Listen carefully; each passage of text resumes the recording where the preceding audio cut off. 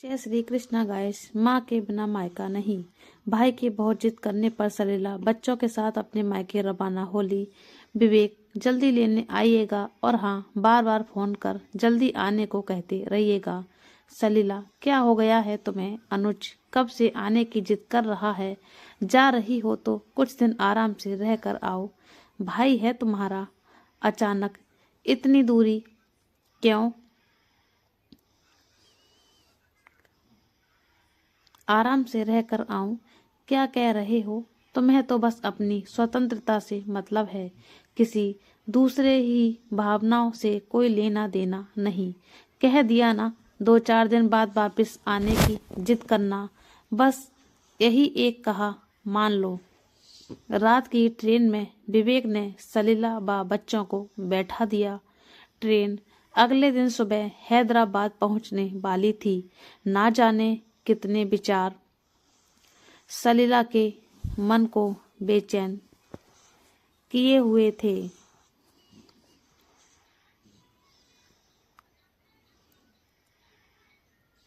जल्दी सोने से सुबह जल्दी होगी, इस विचार से बच्चे सो चुके थे। ट्रेन के हर झटके से सलीला हर बार कुछ नया सोचने लगती। ट्रेन ट्रेन हाँ जी विवेक, सोई नहीं? नहीं, मेरी याद? हाँ, अब बाकी तो जिंदगी में बचा ही क्या है। सुनो, ट्रेन समय पर चल रही है, सुबह जल्दी पहुंच जाओगे। ऐसा करता हूँ, अनुज को फोन कर लेने आने को कह देता हूँ। नहीं नहीं, उसकी कोई ज़रूरत नहीं, मैं कैब बुक करवा खुद पहुंच जाऊंगी। आप सो जाइए, सुबह घर पहुंचकर बात करते हैं। फोन रखा तो मन में कई सवाल जवाब तहलका मचा रहे थे। मन में पूरे समय मायके की यादें थी, माँ की आवाज़ थी। मैंने अनुज को बोला था, ले आ बिटिया को, अकेले बच्चे और सामान लाना मुश्किल होगा। दुष्ट हिला भी नहीं। पहली बार थोड़ी आ रही है, सारे गली मोहल्ले से परिचित है। वो तो यहाँ की डॉन थी, अपने आप आ जाएगी। बातें याद कर एक हंसी सलीला के चेहरे में दौड़ गई। अनुज की शादी के बाद सब कुछ कितना बदल गया था। माँ जब लाने को कहती तो कहता माँ आ जाएगी ना, सालों से आ रही है। फिर कौन सा बैठने से पहले मुझे फोन कर लेने आने को बोली थी। अरे दुष्ट, क्या कह रहा है? बहन है तेरी, कितनी खुशी होगी उसे अगर तू लेने गया तो। माँ अब मेरी भी जिम्मेदारियां हैं, ये लेने जाना छोड़ना, इन सब के लिए मेरे पास समय नहीं होता। जब एक शहर से दूसरे शहर आ सकती है तो स्टेशन से घर आने में क्या परेशानी? मना कर रहा है सलीला, कितनी बार बोला पर लेने आने को तैयार नहीं। कोई बात नहीं माँ, मत कहा करो। अब वो भी बच्चा नहीं है, उसकी भी शादी हो गई है। मेरे जीते जी तो मान जाता, बाद में देखी जाती, जैसा रिश्ता निभाना है निभाते। छोड़ो ना माँ, क्यों बात का बतंगड़ बनाना, मैं आ जाऊंगी अपने आप, मत कहा करो उसे। ना जाने कितनी बातें उसके मानस पटल पर दौड़ने लगी। जबरन आंख बंद कर नींद से मुलाकात करने की कोशिश अंततः सफल हुई। सुबह अचानक घबरा कर उठी तो देखा सही समय पर नींद खुली है। गाड़ी स्टेशन पर दौड़ रही थी। बाहर झांक कर देखा तो हैदराबाद लिखा था। बच्चों उठो बेटा,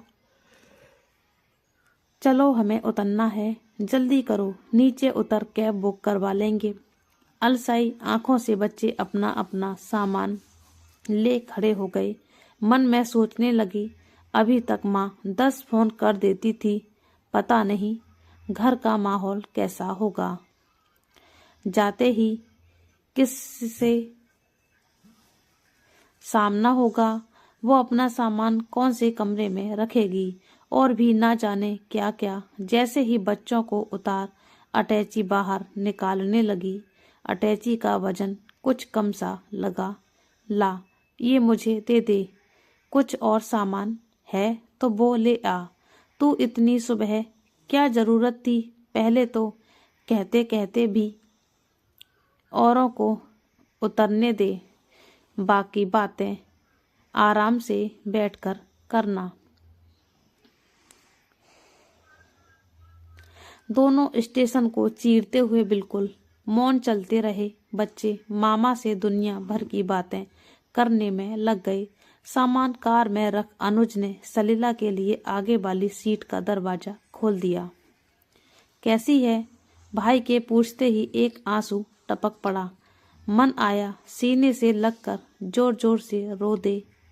बहुत जल्दी पूछ रहा है कैसी है, लेकिन शायद उम्र की परिपक्वता गर्दन हिला। ठीक हूं मैं, जवाब दिया। इतनी ठंड में लेने आने की क्या जरूरत थी? कल तक माँ लाने की जिद करती थी तो कहता था डॉन है आ जाएगी। अब इतनी चिंता क्यों? अपनी डॉन पर विश्वास नहीं रहा। छोटे मोटे शिकवे शिकायतों में घर आ गया। घुसते ही देखा इन 2 सालों में काफी बदल चुका था।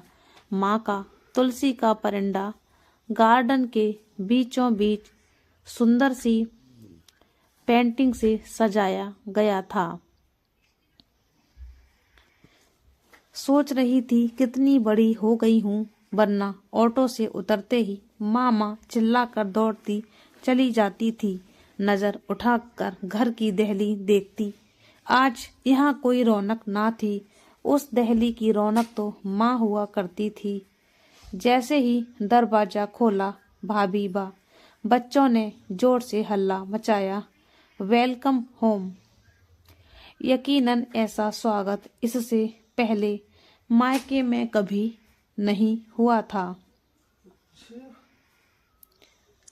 पहले बच्चे भाभी न जाने कितनी पुरानी बातें करते रहे। दी, ये लीजिए आपके पसंद की अदरक वाली कड़क चाय। बच्चे भी ननिहाल आ बहुत खुश थे। बातों बातों में समय का पता ही नहीं चला। सारी खुशियां थी, कोई कमी नहीं, लेकिन सलीला का मन बस एक जन को ढूंढ रहा था। माँ की मौजूदगी को, उनके एहसास को। बिन माँ मायका कैसे हो सकता है? जैसे ही अंदर गई, बरामदे में माँ की तस्वीर लगी देखी, वहीं खड़ी हो गई। आंसू को काबू में ना कर पाई तो भाभी ने कंधे पर हाथ रख कर कहा, हम हैं ना दी, आपका मायका हमेशा पहले जैसा ही रहेगा। कैसे कहती तुम? उसकी जगह कैसे ले सकती हो, जो मेरे चेहरे से मेरे दिल की बात जान लेती थी। आते ही जिसके सीने से लग ससुराल की हो या कोई परेशानी हो, छू मंतर हो जाती थी। आंसू पहुँच कर माँ के कमरे में गई।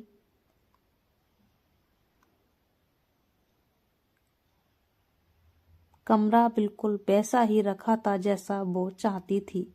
सलीला का सामान माँ के कमरे में रखवा दिया गया। देखते ही देखते 4-5 दिन कहाँ बीत गए पता ही नहीं चला। बीते चंद सालों में कभी महसूस ही नहीं कर पाई थी कि भाभी के हाथ का स्वाद भी बिल्कुल माँ के जैसा ही है।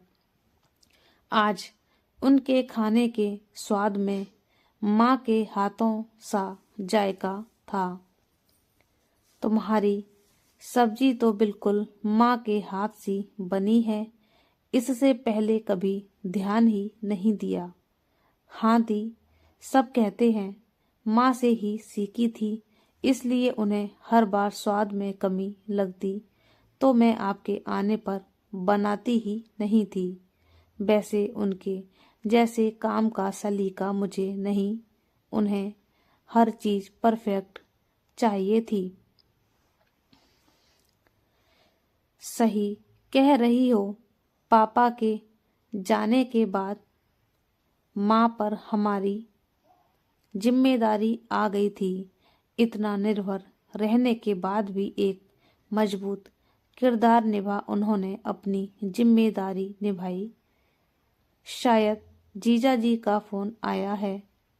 क्या बात है सलीला, मायके पहुंचकर भूल गई हमें। वापस कब आ रही हो? आती हूँ जी, 1-2 दिन में। भाई वहीं खड़ा था।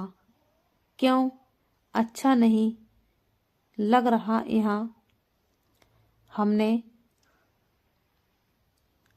अपनी तरफ से पूरी कोशिश की है कि तुझे माँ की कमी महसूस ना हो। माँ बिन भी मायका होता है। भाई भाभी के साथ क्या अपनत्व में कोई कमी?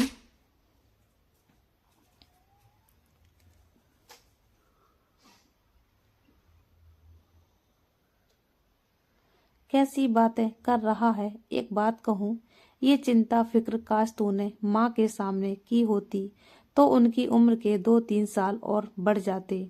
आज उनके जाने के बाद वही सब करना जो वो जीते जी चाहती थी, सब कुछ होते हुए भी दी निष्प्रभ था। हम जब मौजूदा हालात जी रहे होते हैं तो कभी अपने अधिकार के लिए, कभी विचार ना मिल पाने के कारण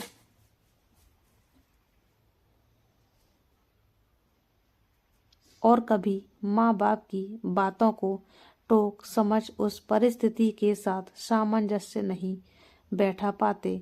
लगता था जब मैं काम खुद कर रहा हूँ तो माँ बार बार बोल कर क्यों टोक रही है। आज समझ आता है वो उसकी चिंता थी और चिंता में छुपा प्यार।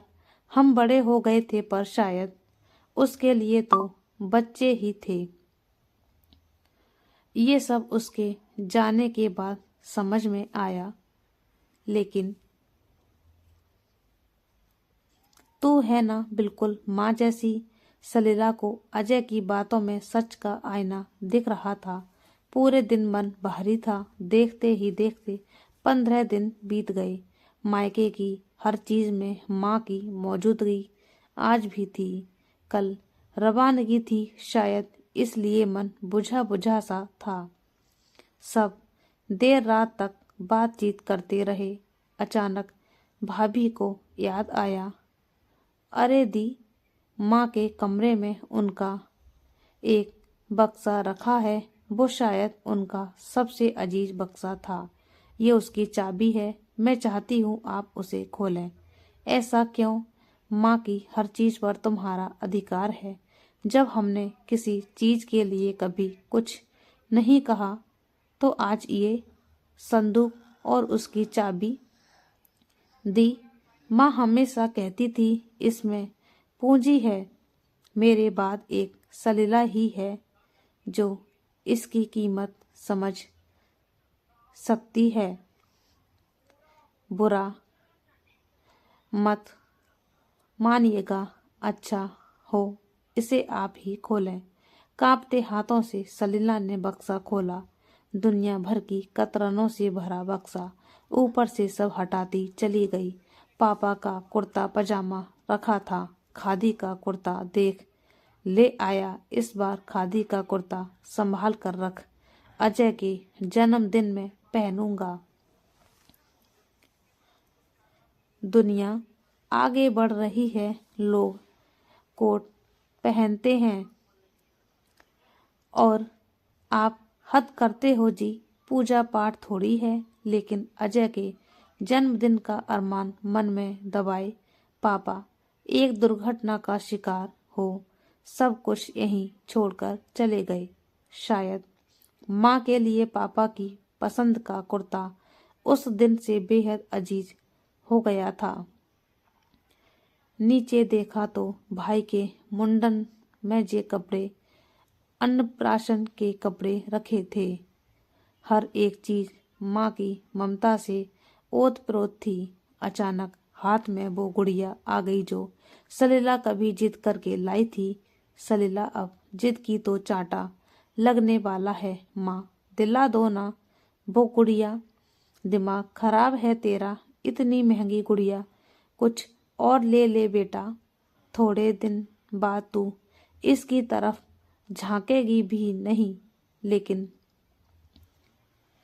सलीला पर तो निप्पल वाली बड़ी सी गुड़िया का भूत सवार था।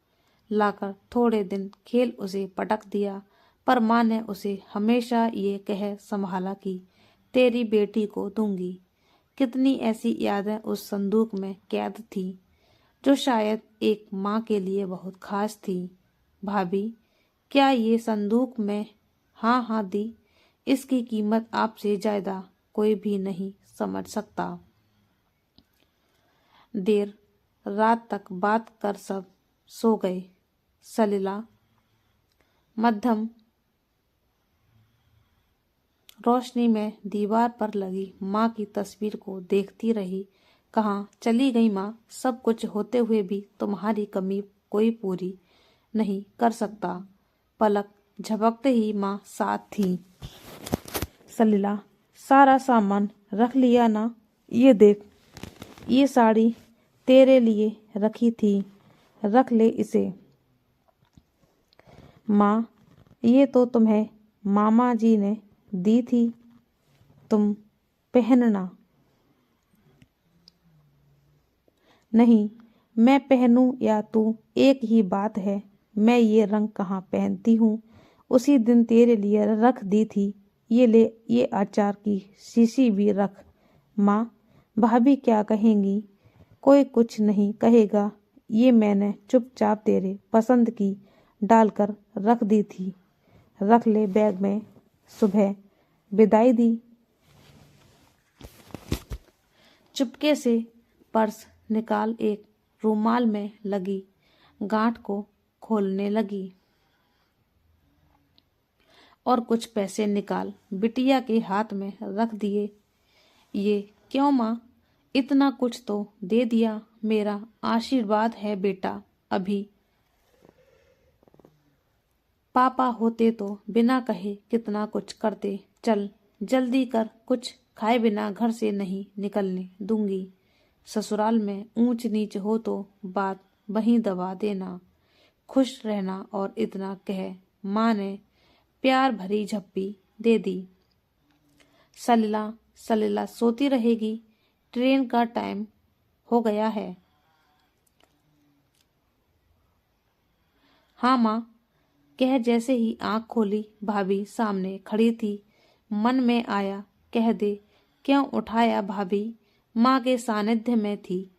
फटाफट उठकर तैयार हुई। भाभी ने नाश्ता करवा कर विदा किया। भाई भी पीछे खड़ा था। दी, आती रहना, जल्दी जल्दी आना। सीने से लग दोनों के आंसू छलक पड़े। कभी पराया मत समझना, तेरे मायके में तेरा सम्मान हमेशा इसी तरह होगा, ये एक भाई का वादा है। मुस्कुराकर माँ की फोटो को प्रणाम कर जाने लगी। जा रही हूँ माँ, आज तेरे बगैर मायका क्या होता है ये जान लिया। तुम सिर्फ आंखों से दूर हुई हो, तुम्हारी मौजूदगी तो मायका शब्द में है। घर पहुँच गुमसुम बैठी थी। क्या मैडम, तुम तो 2-4 दिन में आने वाली थी, भाई के मुंह में बंद कर रह गई। खूब आओ भगत कर दी भाई ने। सारे गिले शिकवे लगता है दूर हो गए हैं। तुम तो जाने से पहले घबरा रही थी, कैसा लगा माँ बिन मायका? आंखों में आंसू लिए भरे गले से बोली, माँ बिन मायका नहीं होता। उसकी मनुहार डांट प्यार सब अपने आप में अनूठा होता है। उसका गले लगना, उनकी बातों में अपनापन, बचपन जी लेना। अपने बच्चे की पसंद नापसंद सब मायके में माँ पूरा करती है बेशक। अजय ने पूरी कोशिश की उनकी कमी ना खले, लेकिन वही बात ये एहसास करा गई कि कल तक कुछ भी बोल देने वाला, लड़ झगड़ अपना प्यार जताने वाला भाई आज जिम्मेदारियों में बंद मुझसे कितना दूर हो गया है। जिन बातों के लिए माँ ताने देती थी फिर भी वो उन्हें पूरा नहीं करता था, आज उन्हीं सब बातों का ख्याल रख जानती हूँ। वो अपनी जिम्मेदारी निभा रहा था। माँ के जाने से मेरा भाई दूर हो गया, उसकी जगह एक जिम्मेदार पति, पिता और रिश्ता निभाने वाला भाई खड़ा था। आंसू पोंछ बोली, माँ बिन मायका कैसा जी। माँ बिन मायके की कल्पना करने से भी रूह कांपती है।